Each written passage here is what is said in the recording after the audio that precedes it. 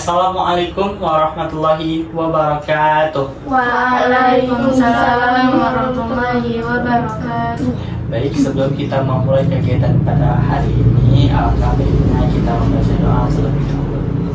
Bismillahirrahmanirrahim.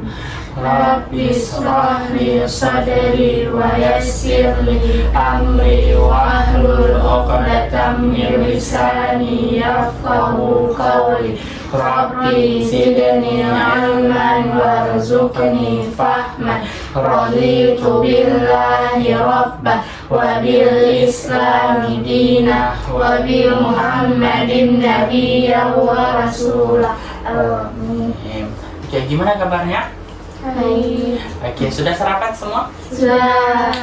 Oke, nah hari ini kita akan melaksanakan suatu kegiatan yang dimana kegiatan ini adalah yang dikenal sebagai konseling kelompok. Nah, kalian ada yang tahu nggak apa itu konseling kelompok? Ya, oke. Nah, jadi konseling kelompok itu adalah proses pemberian bantuan oleh konselor kepada konseli atau peserta didik seperti kalian yang berfungsi untuk membantu kalian dalam penyelesaian masalah yang sedang kalian alami, berupa itu masalah pribadi, masalah sosial, masalah belajar, dan karir mungkin. Jadi bentuknya kenapa diskusi, kenapa bentuknya grup seperti ini?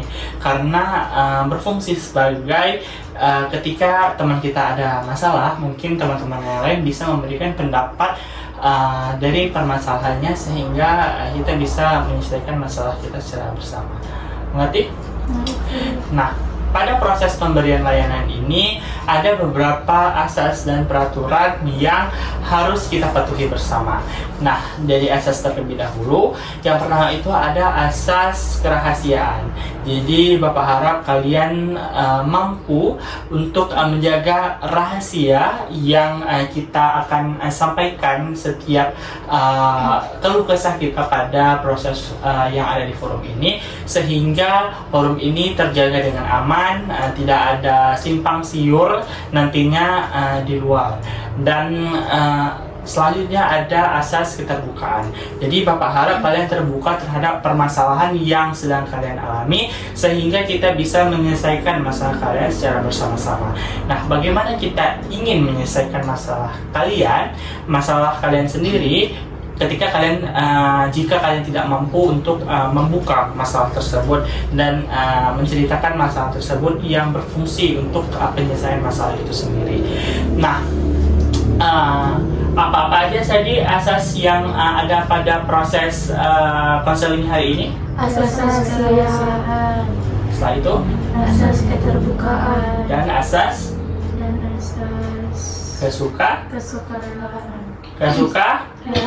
Oke. Nah, jadi pada proses konseling kali ini kita akan menggunakan metode Gestalt. Nah, yaitu metode Gestalt ini yang spesifik kita akan menggunakan metode bangku kosong atau kursi kosong. Ya, ini kalian tahu nggak apa itu kursi kosong?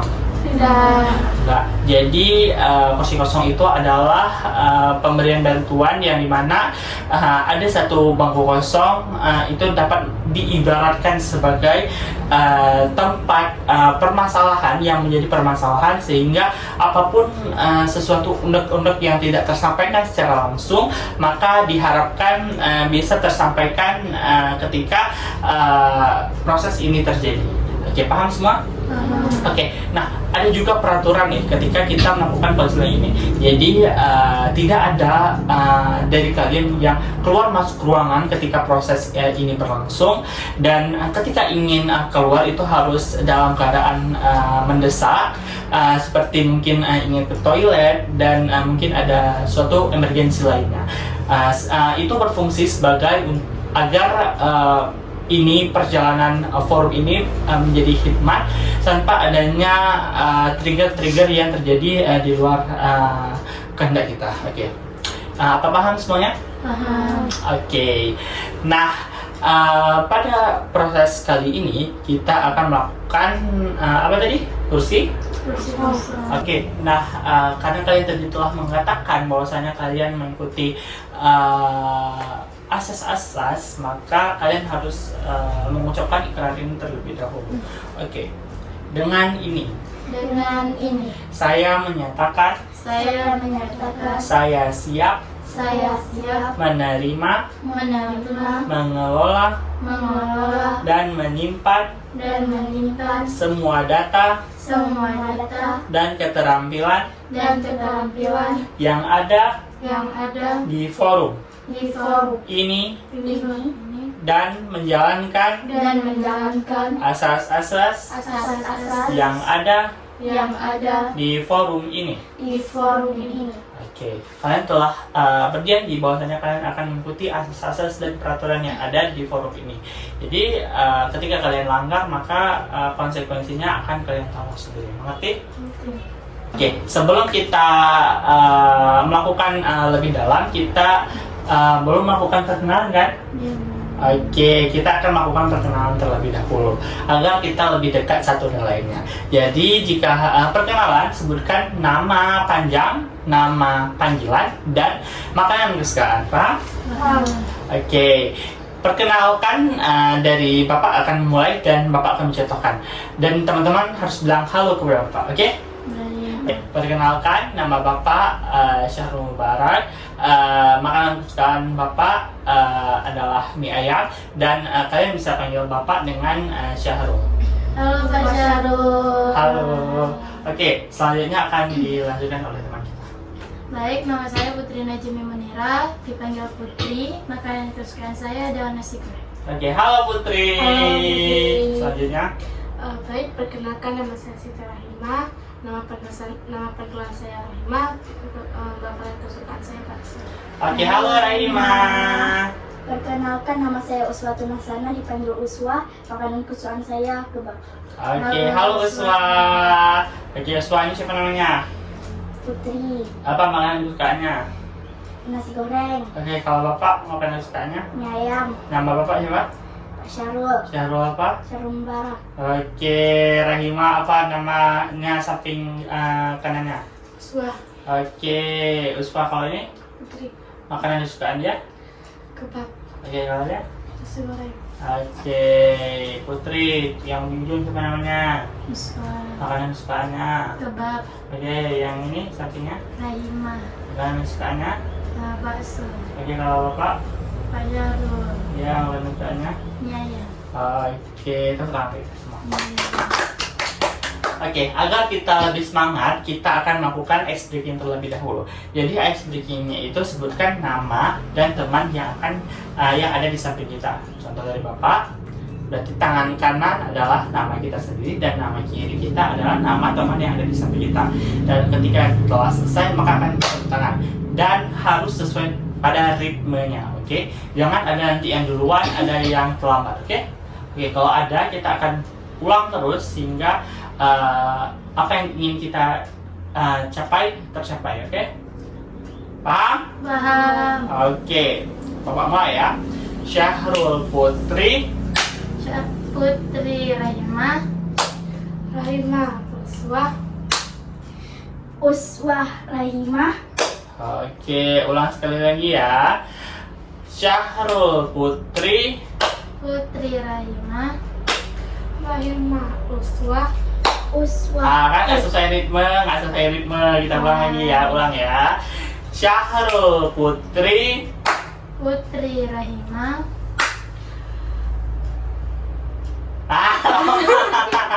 Lama kita ulang lagi ya. Jadi harus tangkap ya. Jadi Bapak mohon kalian tangkap. Syahrul Putri. Putri Rahimah. Rahimah, Uswah, Uswah Rahimah, Oke, tepuk tangan bagi kita semua. Oke, nah jadi pada kegiatan kita pada hari ini akan melakukan yang kita telah sampaikan tadi, bahwasanya kita akan melakukan konseling kelompok dengan pendekatan metode bangku kosong atau kursi kosong dalam teknik Gestalt. Nah, jadi apakah kalian sudah siap semua? Siap. Siap semua? Siap. Semangat, siap semua? Siap. Oke, nah jadi Bapak harap kalian mampu untuk menceritakan masalah kalian. Oke, siapa yang ingin menceritakan masalahnya terlebih dahulu? Tidak ada? Oke, coba Pong. Oke, Rahimah pertama. Nah, tolong kepada teman-teman yang lain untuk menyimak terhadap masalah Rahimah, dan mungkin nantinya kita bisa memberikan pendapat ataupun solusi ataupun opini dari permasalahan yang dialami oleh Rahimah. Oke Rahimah, bisa diceritakan masalah yang sedang kamu alami. Jadi saya terlahir dari 3 bersaudara. Tolong besarkan suaranya. Jadi saya terlahir dari 3 bersaudara. Saya mempunyai 2 abang. Saya kebetulan laki-laki saudari. Di dalam keluarga saya, anak laki-laki itu diprioritaskan. Anak laki-laki itu tidak perlu menyelesaikan pekerjaan rumah. Tugas itu hanyalah anak perempuan. Anak laki-laki itu selalu dimanjakan oleh ibunya, sedangkan anak perempuan itu sepertinya tidak perlu. Abang saya juga diperbolehkan untuk main, sedangkan saya tidak boleh. Saya ingin meminta main sebentar saja tidak diperbolehkan. Padahal pekerjaan rumah itu sudah saya selesaikan. Sedangkan abang saya, dia tidak mengerjakan pekerjaan rumah, dia tetap boleh bermain. Bukankah seperti itu adil? Tentu tidak adil. Mama saya juga sepertinya lebih menyayangi abang saya dibandingkan dengan saya. Mama saya tidak menuruti kemauan saya, sedangkan kemauan abang saya itu selalu dituruti. Sedangkan ayah saya pergi merantau untuk mencari nafkah. Emang betul kalau anak laki-laki itu lebih dekat dengan anak perempuan, dengan ibunya, sedangkan anak perempuan itu lebih dekat dengan ayahnya. Tapi jika ibu aplikasi itu bukankah tidak adil? Jadi kamu merasa ada kesetimpangan antara cara orang tua kamu memilih atau memberikan kasih sayang kepada anak-anaknya ya. Oke. Nah, apakah seperti yang kita ketahui bersama bahwasanya perempuan memang tugasnya adalah bersih-bersih dan segala macam. Dan kenapa menurut kamu itu tidak adil? Jika bisa dibilang kalau perempuan itu emang pekerjaannya bersifat rumah segala macam, tapi setidaknya laki-laki itu juga harus bisa membantu orang tua. Laki-laki harus mengetahui bagaimana cara memasak nasi, mencuci piring, bahkan sampai menyapu rumah dan membersihkan rumah. Itu juga laki-laki harus menguasai pekerjaan itu, bukan hanya perempuan. Oke, betul sekali ya. Jadi kita pada zaman sekarang ini kesetaraan gender tuh sudah hal yang lumrah, hal yang sudah wajib. Anak laki-laki itu tidak boleh patriarki. Kita tidak boleh menerapkan bahwasanya anak laki-laki itu harus hanya mencari duit, tidak bekerja, tidak membantu pekerjaan rumah, maksudnya hanya pergi bekerja, mencari nafkah, dan hal tersebut sebenarnya tidak boleh diterapkan lagi. Tapi mungkin untuk sebagian keluarga hal itu menjadi budaya atau turun-temurun. Nah, apakah kamu pernah mencoba untuk berbicara kepada ibu kamu bahwasanya hal yang diberikan oleh orang tua kamu itu salah? Pernah, waktu itu pernah saya bilang kepada mama saya kalau laki-laki itu tidak harus kerja dan kerja. Mereka juga harus bisa melakukan pekerjaan rumah. Jika nanti mama saya sudah tidak ada, siapa juga yang akan mengurus rumah? Jika nanti saya sudah kerja, jika dia menjadi pengangguran, siapa juga yang mengurus rumah selain dia? Oke.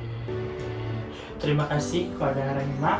Beri tepuk tangan kepada Rahimah yang telah memberikan masalah untuk memberikan sedikit pencerahan terhadap permasalahan. Bagaimana Rahimah? Agak lega? Oke. Nah, selanjutnya siapa yang ingin menceritakan masalahnya? Saya. Oke, Mama lebih adil, coba kita set ya. 1, 2, 3. Ya. Ikat. 1, 2, 3. Oke, sah. Orang tua saya sudah meninggal. Saya tinggal dengan om saya.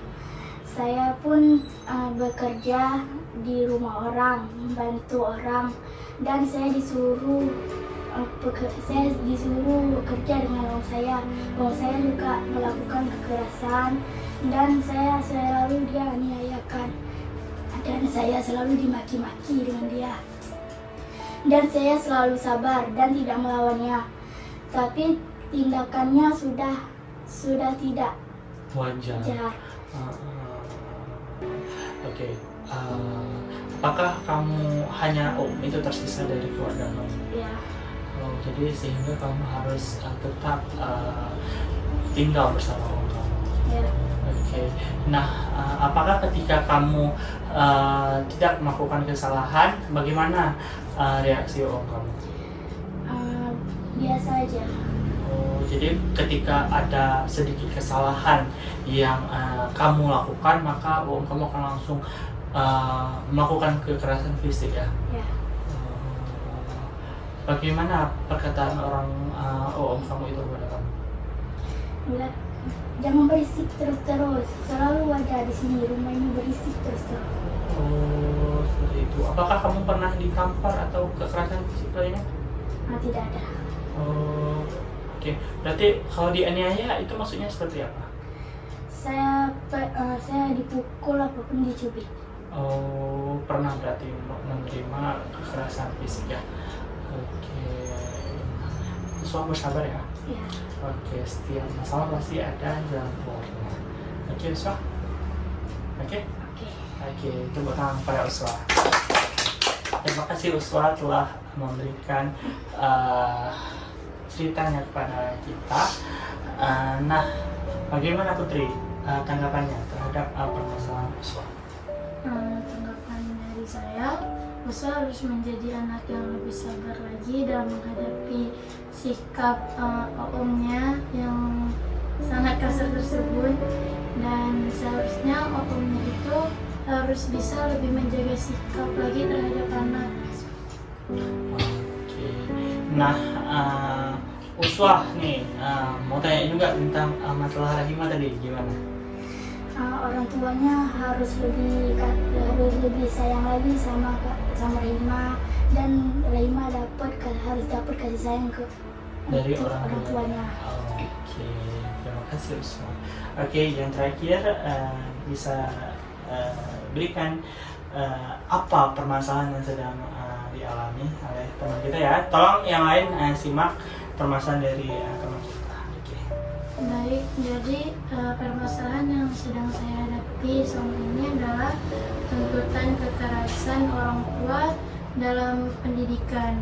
Jadi orang tua saya itu terlalu keras dalam mendidik sebuah anak ya. Jadi orang tua saya seorang anak ya. Orang tua saya benar-benar yang ingin menjadi anak itu benar-benar sukses, tidak ada kegagalan sama sekali. Dan orang tua saya juga benar-benar keras dalam mendidik saya sendiri. Orang tua saya juga, jika saya mendapatkan nilai di bawah rata-rata, orang tua saya bakalan menghukum saya dengan cara belajar terus-menerus dan tidak diberikan sedikit pun refreshing untuk diri saya. Nah, apakah kamu pernah mengatakan kepada orang tua kamu bahwasanya maaf Pak, aku capek loh belajar, aku butuh juga refreshing, dan bagaimana tanggapan mereka? Tanggapan saya pernah berkata seperti itu, pernah berbicara seperti itu kepada orang tua, kan, tetapi orang tua saya memberi tanggapan yang tidak peduli seperti itu, dan mereka mengatakan refreshing itu tidak diperlukan. Nanti kalau misalnya banyak-banyak refreshing, yang ada nggak ada waktu lagi untuk belajar. Jadi mereka benar-benar yang kamu tuh harus belajar. Oke. Nah, apakah kamu memiliki efek samping akibat kamu dipaksa terus belajar mengerjakan? Saya menjadi kurang fokus untuk belajar dan saya sedikit stres dalam menghadapi sikap orang tua seperti itu. Oke. Nah, sepertinya ada target ataupun sesuatu yang ingin dicapai oleh orang tua kamu. Apakah kamu tahu? Ya, mereka pernah berkata bahwa kamu itu harus menjadi dokter yang sukses, dan mama dan papa nggak mau kamu gagal seperti itu. Dan tapi kita yakin juga pasti orang tua juga ingin anak sukses, kan nggak ada orang tua yang mau anaknya gagal kan. Tapi mereka membimbing saya dengan cara seperti itu. Mereka tidak memberikan saya waktu luang untuk saya beristirahat ataupun refreshing untuk menyegarkan otak saya seperti itu. Oke. Terima kasih Putri. Sepertinya masalah yang kalian hadapi berat ya semuanya ya. Jadi semoga ketika nanti kita akan pilih permasalahan yang akan kita selesaikan, setidaknya permasalahan tersebut kurang lebihnya kalian merasa lebih tenang dari sebelumnya. Oke, Rahima, bagaimana pendapat kamu terhadap permasalahan yang dialami oleh Putri? Pendapat saya tentang masalah yang ada Putri, seharusnya orang tua itu tidak terlalu memaksakan kehendak. Memang semua anak itu harus sukses, cuma jangan terlalu memaksa, karena juga butuh refreshing. Orang tua juga jangan terlalu egois terhadap anak. Jika mendapatkan nilai yang di bawah rata, itu mungkin kemampuannya, karena dia juga sudah belajar. Oke, terima kasih kepada kalian bertiga karena telah menyelesaikan, karena telah mencoba untuk mengungkapkan apa yang sebenarnya terjadi pada kalian. Tepuk tangan untuk itu semua.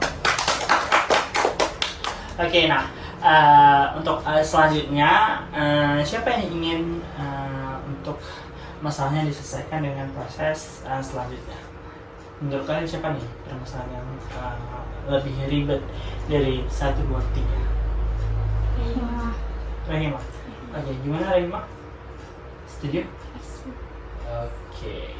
Nah, setelah ini silahkan duduk di bangkunya. Oke? Oke.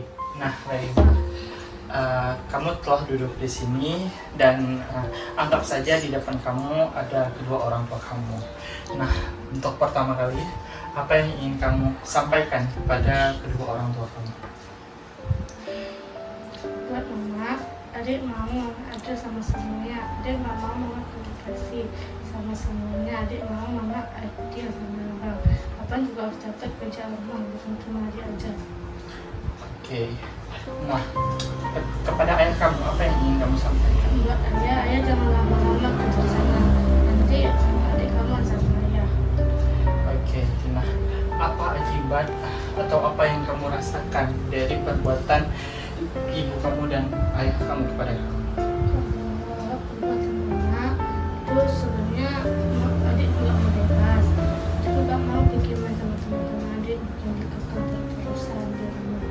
Kalau perbuatan ayah, aku nggak ada. Ada yang ingin kamu katakan pada ayah kamu? Oke, nah, apakah kamu sudah lega dengan menyampaikan segala undang-undang kamu? Ada lagi yang ingin kamu sampaikan mungkin? Nah, oke. Nah, apakah kamu telah memberikan ruang maaf di hati kamu kepada ibu kamu, dan apakah kamu ikhlas atas segala perbuatannya kepada kamu? Buat mama, adik masih kurang maaf. Mama asal mama mau buka, mama mau ada ke semuanya. Oke. Nah, Rahima, apa yang kamu rasakan setelah kamu melakukan proses ini? Saya rasakan sudah mulai lega. Lega. Semua yang dikeluarkan sudah mulai dikeluarkan. Oke, terima kasih Rahima. Silakan duduk kembali. Baik Rahima, setelah melakukan sesi tadi, apa yang kamu rasakan? Sudah mulai lega. Oke, tepuk tangan untuk kita semua. Oke, nah apa kesimpulan yang bisa kalian ambil dari proses sesi konseling ini? Oke, Putri bisa diberikan pendapatnya.